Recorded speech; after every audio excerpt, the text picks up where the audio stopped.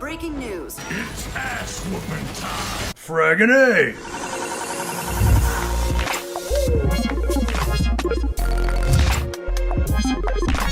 Superman, Man of Tomorrow, the newest of DC animated movies, telling the Man of Steel's origin with the help of your favorite biker badass from space. Why are you here, Kryptonian?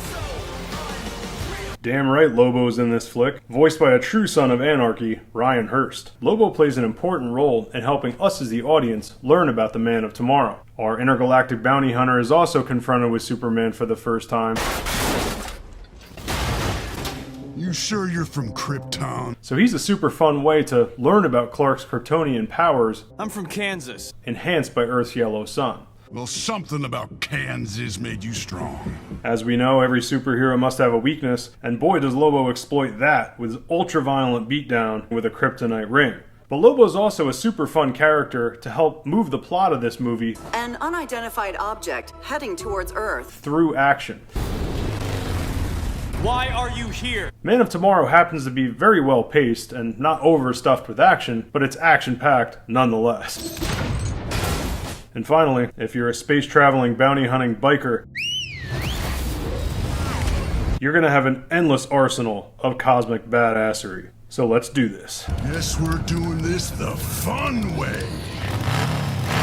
So some quick background on this movie before we jump into it. Man of Tomorrow was originally set to be the first post-Decamu feature from DC Animation, the first movie set outside the previous universe of animated flicks. Instead, Deathstroke Knights and Dragons got into this summer's slate, so click this link right up here to check out last episode for my review of Knights and Dragons. And make sure to subscribe to the channel for the Part 2 conclusion to my K&D review, as well as the upcoming DCAM slate released around Fandom.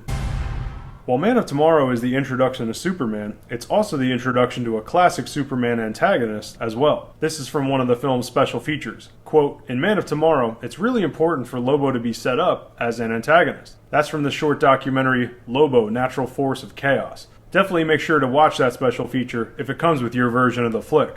As I said earlier, Lobo plays an important role in the plot of this movie, as well as introducing us to the Man of Steel. You sure you're from Krypton? Again, it's directly through the eyes of Lobo that we learn about the specifics of Superman's powers. Weird strong. During their fight in the first act, it's Lobo who gives us the exposition we need to understand Clark's response to Earth's yellow sun. I like it. I also mentioned earlier that Lobo is used throughout the film to move the plot through action.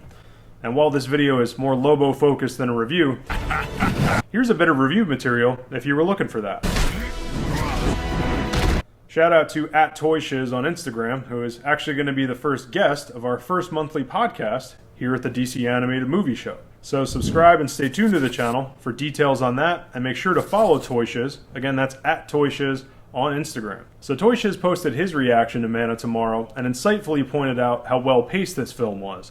I completely agree. I personally feel 90 minutes is too long for most of these movies, but I should probably just let that one go at this point.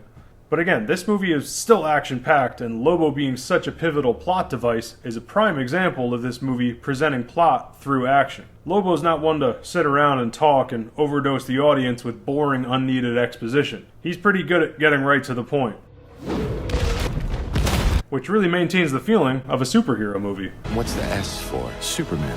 Lobo's an alien himself, This planet is protected, alien. and being a space traveler, he has previous knowledge of Kryptonians. He knows that on Krypton, no one is close to as powerful as young Clark.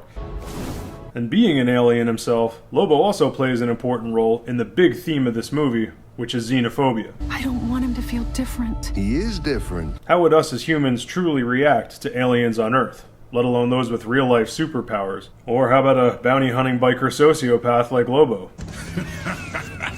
Lobo is also a great way in for the Superman unfamiliar. My name is Kal-El of Krypton. You can go into this movie knowing absolutely nothing about the character of Superman and still know what's going on. And I come in peace. And I'll also add that for non-Superman fans like myself, I thought that Lobo was a great character to juxtapose with our Boy Scout of Tomorrow. For the record, I'm not a Superman hater or anything, just more of a Bat fan. So I think Lobo just makes it kind of fun for all fan bases to learn about such a purely good character like Superman. Now, let's get to the extra badass part of this video, and that is Lobo's bounty hunting space gadgets. My personal favorite? The chain. I mean, of all gadgets this dude can wield, and he still takes it back to his biker roots of a good old chain with a hook on it. Then there's the classic bike. Every biker needs a hog, and Lobos can fly through space. It seems to hold up fine in pretty much any atmosphere he wants, and it conveniently holds the arsenal of deadly sci-fi weaponry he's known for. I also love how his bike just sounds like a bike. Not some high-tech sounding jet ski or anything. It just sounds like a Harley. Though as I commonly criticize vehicles and how they move in these DC animated movies, I didn't like how Lobo's bike moved in this. And I also thought in comparison to the numerous DC comic looking designs out there, they could have given him a slightly cooler looking bike. But it was definitely still cool for what it was, and I wouldn't say it was bad, just that it could have been improved. Our boy's got several high power guns. We got the 50 cal looking thing in the beginning. Then we have these two guns from later on, one of which has lethal creepy crawly bugs to finish off your opponent.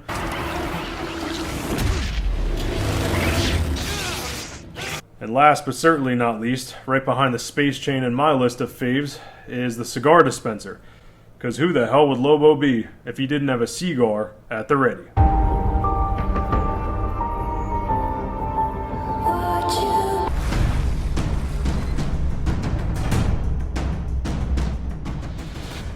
Hey, this is Kevin Conroy, the voice of Batman, telling you to go above and Batman Beyond.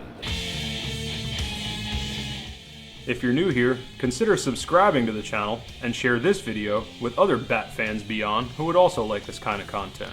In addition to this new clip-style series you saw today, we also have a bunch of interviews here on the channel with cast and crew from Batman Beyond, including both Batmen of the future, Kevin Conroy and Will Friedle. So make sure to stay tuned to the channel for more interview content as well.